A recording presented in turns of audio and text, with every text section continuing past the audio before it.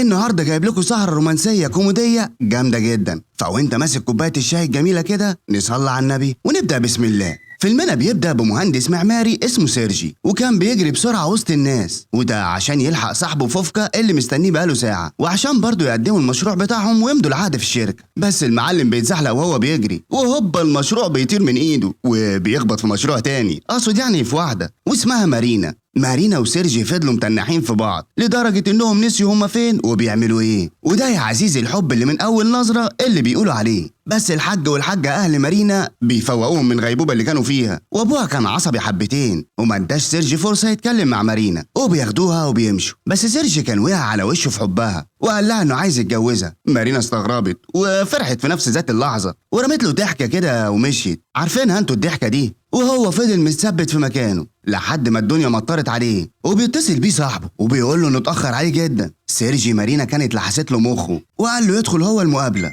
وهو هيجري ورا مارينا عشان خلاص حششت في مخه. والمجنون فضل يا عزيزي يجري ورا مارينا واهلها، وشافهم وهم داخلين لنادي مقفول من كل مكان ومحدش كان راضي يدخله. مارينا طلعت محترفة في الرماية وكان عندها منافسة لو كسبتها هتدخل الاولمبياد، والمعلم كان حيحان وعايز يوصلها باي طريقة، وفضل يبص عليها من لا مؤاخذة خرم كده في الحيطة لحد ما شاف صندوق الزبالة قدامه، ومن غير تفكير زقه وطلع عليه وبسرعة نط من على السور. في الوقت ده مارينا كان فاضل لها ضربة واحدة وتكسب، بس فجأة بيظهر قدامها سيرجي والسهم بيرشق فيه والكل بيتخض عليه، ومارينا يا عيني بتخسر وبتجري عليه بسرعة وبتقول له يخرب بيتك انت طلعت لي منين؟ بس انت كويس يا مصيبة انت ولا ايه ظروفك؟ قال لها انا عايز اتجوزك. يا ابني مش وقته، عايزين نطمن عليك الاول. انا عايز اتجوزك. بيفكرني بمحمد سعد بانام معاكو. المسعفين وصلوا وشالوه وهو برضه مغيرش كلمة انا عايز اتجوزك، وفعلا يا عزيزي حصل اللي هو عايزه واتجوزها ابن اللعيبة. وبعد 3 سنين مارينا كانت مظبطة التظابيط عشان تحتفل بعيد جوازهم، بس سيرجي كان مشغول في شغله وكان بيحارب 3 سنين عشان مشروعه ينجح ويبقى مهندس رئيسي، وعشان كده كان طول الوقت في شغله واتأخر على مارينا. وطبعا يا عزيزي بعض من الستات ما ينفعش تتأخر عليهم في مناسبة زي دي، ومارينا اتعصبت ورمت التورته اللي دفعت فيها دم قلبها في الزبالة. وسيرجي لما خلص شغله خد بوكيه ورد وراح لها، بس بعد ايه بقى كانت قفلت عليها الباب خلاص. وسيرجي فضل يعتذر لها يا ست الحاجة انا اسف وما تزعليش، بس برضه مفيش فايدة، وقال لها انهم هيحتفلوا بيه بكره مع ابوها وامها، والراجل جايب لها خاتم ومروق الكلام بس مفيش منه. دماغها ناشفه قامت ورمت اللحاف في وشه وقالت له ينام على الكنبه. خلي بالك يا عزيزي من عيد جوازك ده بالذات عشان نومه الكنبه بتوجع الظهر وسألني انا. تاني يوم مارينا بتقابل صاحبتها وبتقول لها ان جوزها ما بقاش زي زمان، وانه ماسك تليفونه حتى وهو في الحمام، ومش عارفه ليه حاسه كده ان الشيطان لعب في دماغه وانه ما بقاش ليه امان. مارينا سمعت الكلمتين وتنحت لانها هي كمان شكت في جوزها. بعدها سيرجي احتفل بعيد جوازهم زي ما قال لها بالظبط، والحاج ابوها قام عشان يقول لهم الكلمتين الحلوين، بس بيجي تليفون لسيرجي وبيقطع كلامه، وسيرجي بيقوم يدخل الاوضه التانيه عشان يرد، ومارينا بتتضايق وبتروح له بتقول له هو مفيش دم يا ابني ولا ايه؟ سايب اهلي وبتتكلم في التليفون؟ سيرجي قال لها معلش يا حبيبتي ده كان تليفون شغل. ورجعوا تاني يكملوا القعده، ولسه الحاج هيكمل الكلمتين بتيجي لسيرجي مكالمه تانيه، ده انت ليلتك طين. والحاج بيتخنق منه وحلف انه مش هيقول الكلمتين اصلا، واخد بعضه ومشي. ومارينا كانت متضايقه جدا، ولما دخلت لسيرجي كان لسه بيتكلم، فقررت تلم شنطتها وتروح لامها. وسيرجي بيشوفها من الشباك وبينزل جري وراها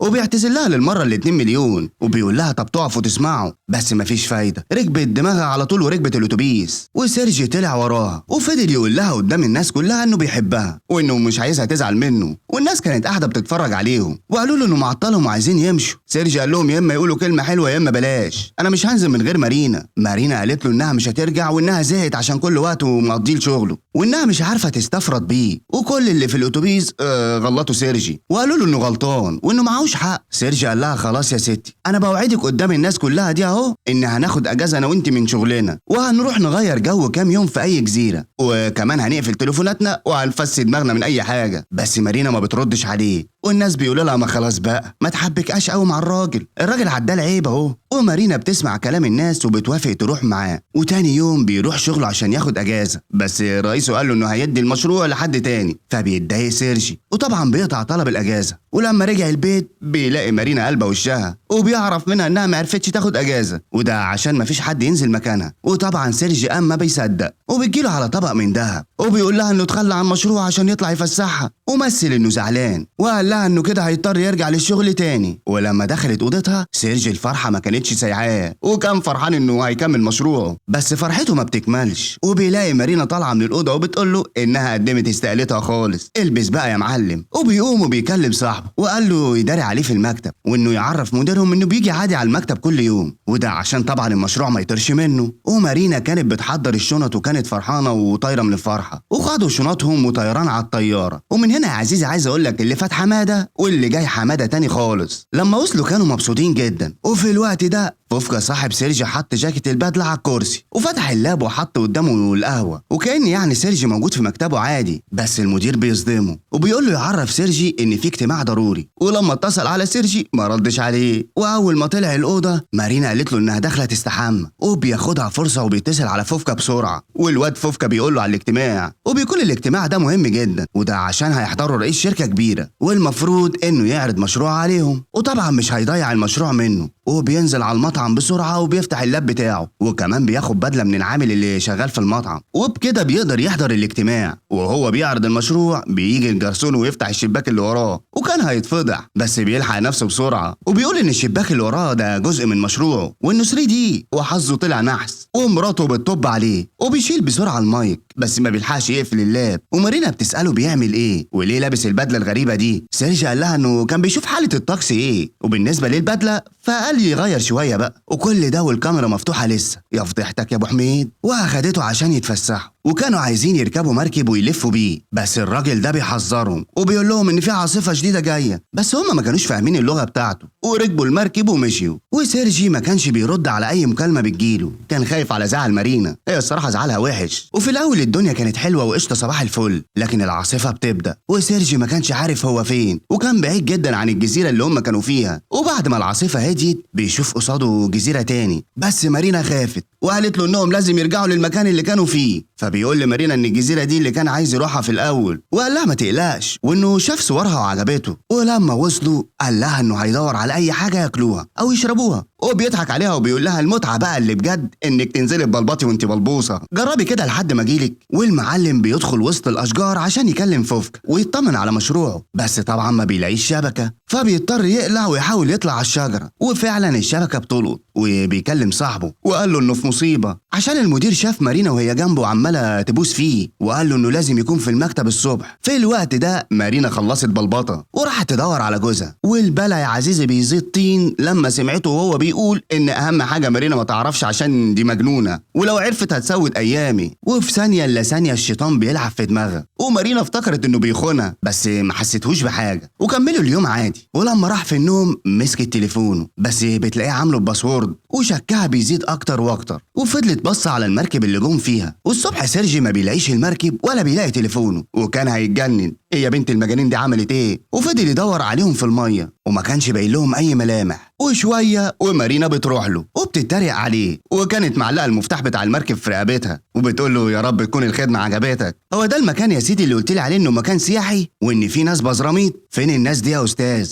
ما حدش جه ودور علينا ليه؟ سيرجي ما ردش عليها، فقالت له انها رايحه تدور على اي حاجه ياكلوها. وسيرجي بيراقبها وهو بيقدر يوصل للمكان اللي كانت مخبيه فيه المركب، وبعدها بيقعدوا مع بعض وطلعوا الحاجات اللي كانوا جايبينها معاهم في الشنطه. ومارينا بتقول له انها شافت فيلم وثائقي عن الجزيره اللي هم فيها، وعرفت ان الستات لو حسوا ان جوزهم بيلعب بديله بيقطعوا له ديله وبعدها بيقطعوه هو وبياكلوه. والولا سيرجي عينه ما بتنزلش من على المفتاح، وقال لها انه كمان عرف ان الرجاله بياكلوا الستات لو ما سمعوش الكلام، وبعدها بيناموا. ولما صحيت مارينا ما لقيتش المفتاح وكمان لقت نفسها مربوطه، وسيرجي بيقول لها مفيش حل تاني، وبسرعه بيركب المركب وبيتاسف لها وبيقول لها ان المشروع هيطير منه وانه لازم يرجع. لا ده انت جاحد بقى. مارينا قالت له انا بحذرك لو اتحركت بالمركب دي هيبقى يومك اسود، بس المعلم بيكبر دماغه وبيمشي بيه. ومارينا بكل برود راحت وخدت السكينه وعلبه الكبريت ومشيت. وفجاه المركب بيتقلب بسيرجي، يا ابني ما تستهونش بالستات دول يحموك في كنكه. وكانت يا عزيزي عامله له فخ وغرقت له المركب بتاعه، وراحت وقطعت في فروع الشجر وكانت بتعمل قوس. والمعلم كان عمال ينده عليها وفضل يدور عليها لحد ما دخل كهف غريب كده ومريب، وكان واضح ان في حد عايش فيه بس كانت ريحته صعبه جدا. وبيلاقي فتحه كبيره في الحيطه وبتطلع يا عزيزي انها عين من عيون جمجمه كبيره جدا فوق الجبل، وشاف جثث لناس كتير وكانوا برضه سياح من نفس الفندق اللي كانوا فيه، وطلع يجري بسرعه من المكان المريب ده وكان بيدور على مارينا. وفي الوقت ده مارينا كانت جهزت القوس بتاعها وما كانتش طايقه جوزها، واول ما شافته قال لها يلا نمشي بسرعه، المكان ده فيه ناس بتاكل السياح اللي زينا. بس مارينا بتظرفه سهم بيعدي من جنب ودانه. الراجل اتصدم ومش عارف هي بتهزر ولا ده بجد ولا ايه، وقالت له انت مخادع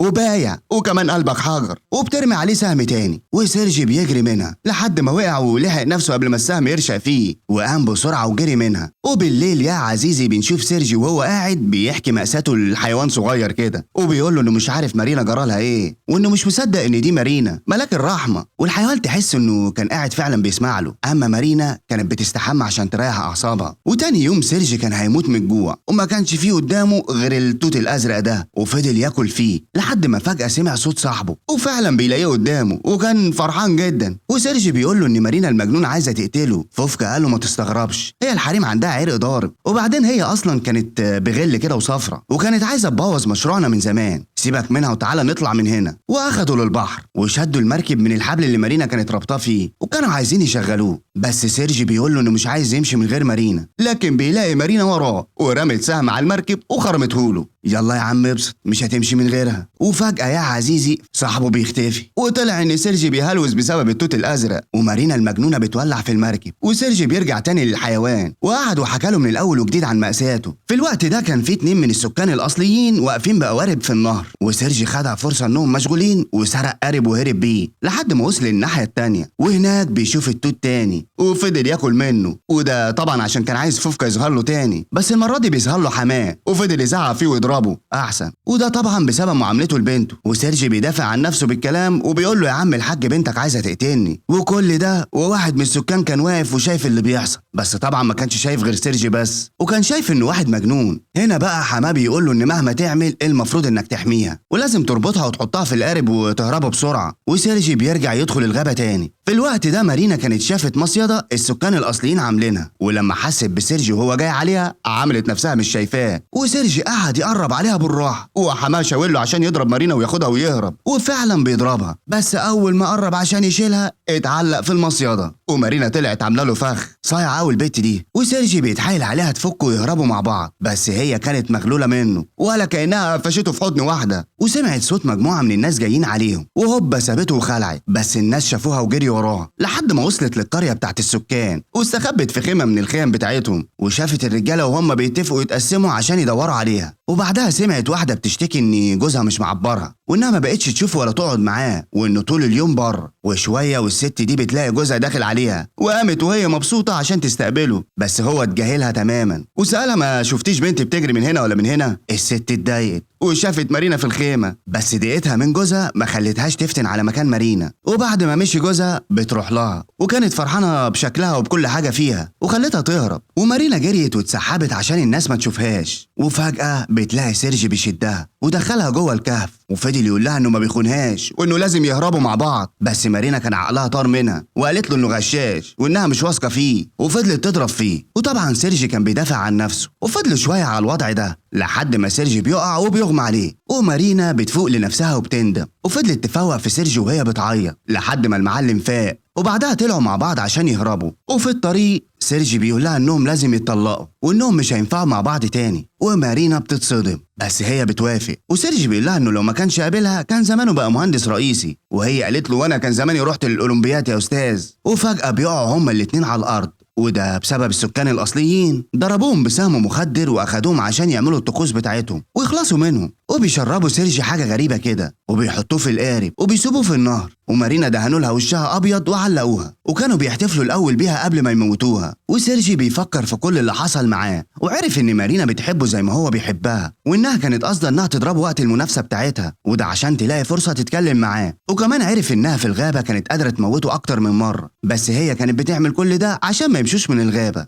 وانها تقدر تبعده عن شغله ويكون معاها. وفجأة بيفوق وبيقوم وبيسمع صوت قرد بيصرخ، وبيعرف انه داخل على شلال، وبينط وبيمسك في حبال القرد وفضل يتسلق عليهم لحد ما طلع فوق. وبيروح للمكان اللي فيه مارينا وفضل يرقص وسطهم وكأنه واحد منهم، ومحدش فيهم كان مركز معاه اصلا لحد ما وصل لمارينا واداها سكينة وقال لها انه بيحبها وانه ما يقدرش يعيش من غيرها، وانه عارف انها عملت كده عشان تلاقي وقت تقضيه معاه. بس مارينا يا عيني كانت في صدمه ومش قادره تنطق لحد ما الكبير بتاعهم قال جه وقت التضحيه. وبسرعة سيرجي بيخطف السهم وبيهدده من ناحية كبيرهم، وسيرجي بيقول لمارينا إنها ضحت بدخولها الأولمبياد عشانه، وجه اليوم اللي يضحي هو عشانها، وقال لمارينا تفك نفسها بسرعة. بس الرجالة كانوا اتلموا على سيرجي ورفع حباية الشجاعة وفضل يضرب في الرجالة، وبسرعة شال مارينا بالخشبة اللي متعلقة عليها ونط بيها في المية، والناس فضلوا يرموهم بالأسهم اللي معاهم. بس حظهم كان حلو ومفيش حاجة بتيجي فيهم. ومارينا بتقول لسيرجي انها اصلا مش عايزه تتطلق، وانه يوعدها يظبط وقته ما بينها وما بين شغله، وسيرجي كان عمال يقول لها مش وقته الكلام ده، وهي برضه مش فاصله لحد ما قلبها في الميه وفك الحبل اللي مربوطه بيه واخدها الناحيه التانيه عند القارب اللي كان سارقه. وقبل ما بيمشوا بيجي واحد من السكان فبيزقها بسرعه بالقارب وبيطلع يضرب الراجل، وسيرجي يا عيني كان تعب ووقع في الارض. بس بتيجي الست اللي هربت مارينا وطلعت انها سابتها تهرب مقابل الخاتم بتاعها، وكانت عايزه تاخد جثه جوزها. بس مارينا بتعمل معاها صفقه تانية، وهي انها ترجع لها الخاتم مقابل جثه جوزها. وفعلا يا عزيزي طلع ان عندهم اللي بتحس ان جوزها مخادع بتاكله، واضطرت توافق ترجع لها الخاتم عشان تاكل جوزها. وفضلوا يقدفوا لحد ما تعبوا، وبعد كام يوم بيرجعوا اخيرا لمدينتهم، واهل مارينا استقبلوهم في المطار. وكمان فوفكا كان واقف مستنيه